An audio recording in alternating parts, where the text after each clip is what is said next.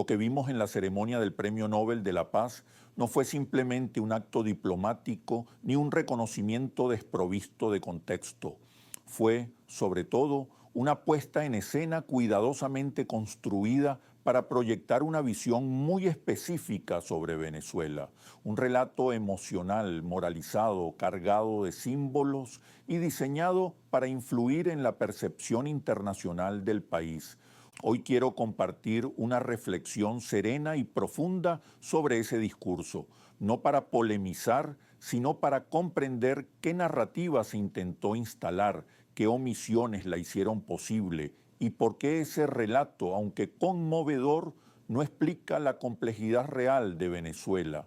Desde el inicio, la intervención de Ana Sosa Machado estuvo orientada a conectar con el público a través de la emoción. Se usó un lenguaje que apelaba a la compasión, al sacrificio personal, a la idea de una lucha casi espiritual entre el bien y el mal. Esta construcción no es accidental. En comunicación política, cuando un conflicto es presentado como una batalla moral, se desactiva la posibilidad de debate racional. Se convierte la política en un territorio de sentimientos absolutos, donde cualquier matiz o explicación parece sospechoso o inmoral. Sin embargo, Venezuela no es una historia escrita para conmover a un auditorio europeo. Es un país concreto, complejo, con una trayectoria histórica marcada por tensiones sociales, transformaciones económicas, procesos políticos intensos y un contexto geopolítico que ha incidido profundamente en su desarrollo. Reducir toda esa complejidad a una fábula moral puede resultar cómodo para ciertos sectores internacionales, pero no es fiel a la realidad. En el discurso de Ana Sosa no hubo referencia alguna a factores que han sido determinantes en la vida del pueblo venezolano durante los últimos años. No se mencionó el impacto de las sanciones económicas que restringieron el acceso del país a financiamiento, alimentos, medicamentos y repuestos. No se habló del bloqueo petrolero que limitó la capacidad de producción, exportación y refinación. Tampoco se habló de la presión geopolítica, de los intentos de intervención, de las amenazas militares, ni del cerco financiero construido para forzar un cambio político desde afuera. La ausencia de estos elementos no es inocente. Cuando se elimina el contexto, se elimina también la responsabilidad de quienes han promovido esas acciones y al mismo tiempo se crea la impresión de que la crisis venezolana es un fenómeno aislado surgido únicamente de decisiones internas, sin relación con los intereses y las estrategias de actores internacionales. Ese es el objetivo de la narrativa moral, transformar un conflicto multicausal en una historia simple, emocional, fácil de digerir, en la que no hay espacio para la reflexión, sino solo para la identificación inmediata con un personaje. Otro aspecto fundamental del discurso fue la elección de la vocera. La presencia de la hija de María Corina Machado no es un detalle simbólico menor. La juventud y la vulnerabilidad funcionan como un recurso comunicacional muy efectivo. La figura del mensajero emocional suaviza el contenido, protege al discurso de críticas directas y facilita su aceptación. Cuando un mensaje se entrega desde la sensibilidad, cuestionarlo suele percibirse como un acto de crueldad. Este recurso ha sido usado muchas veces en la política internacional. Se coloca a un joven al frente de un discurso polémico para blindarlo de la discusión.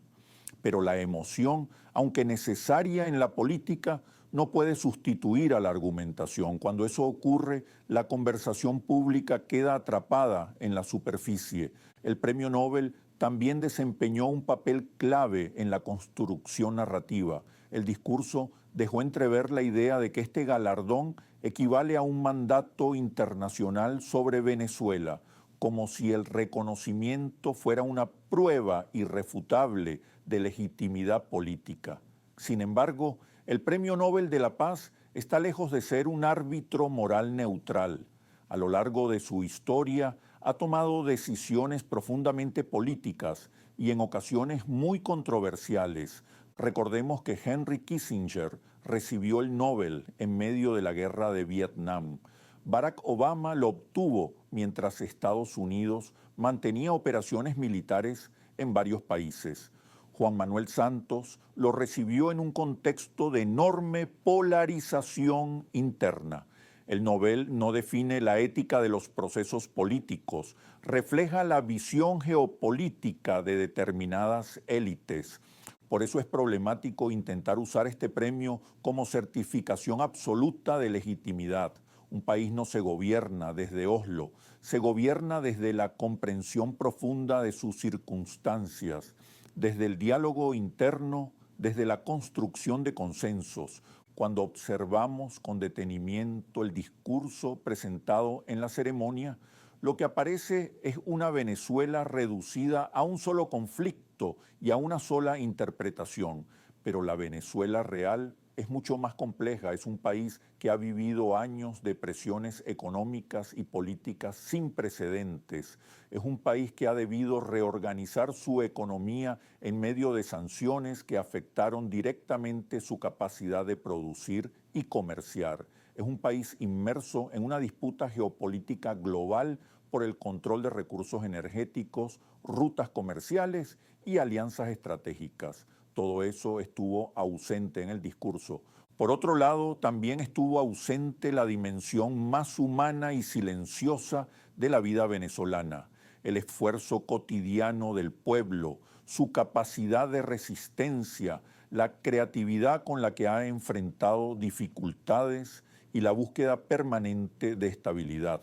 Esa Venezuela, la que existe lejos de los auditorios europeos, no estuvo representada. Desmontar este discurso no implica negar el dolor o las opiniones de quienes se oponen al gobierno venezolano. Implica rechazar la simplificación extrema con la que se intenta explicar al país. Implica recuperar la complejidad, entender los factores internacionales que han condicionado nuestra historia reciente y reconocer la soberanía de Venezuela para definir su propio destino. La política no puede reducirse a símbolos. Los países no son personajes de una historia moral. La verdadera paz no nace de galardones ni ceremonias, sino de procesos políticos concretos, diálogo, acuerdos nacionales, soluciones económicas, instituciones sólidas y una visión compartida de futuro. Lo que está en juego no es la interpretación del discurso de una persona. Lo que está en juego es quién tiene el derecho y la capacidad de narrar a Venezuela. Y esa voz le corresponde exclusivamente al pueblo venezolano. Venezuela merece ser entendida en su complejidad, no en simplificaciones diseñadas para audiencias externas. Merece que su historia sea contada desde adentro, con honestidad, con responsabilidad y con soberanía. Y sobre todo, merece ser pensada como lo que realmente es, un país que, a pesar de todas las presiones y dificultades, sigue en pie, sigue creando y sigue buscando su propio camino,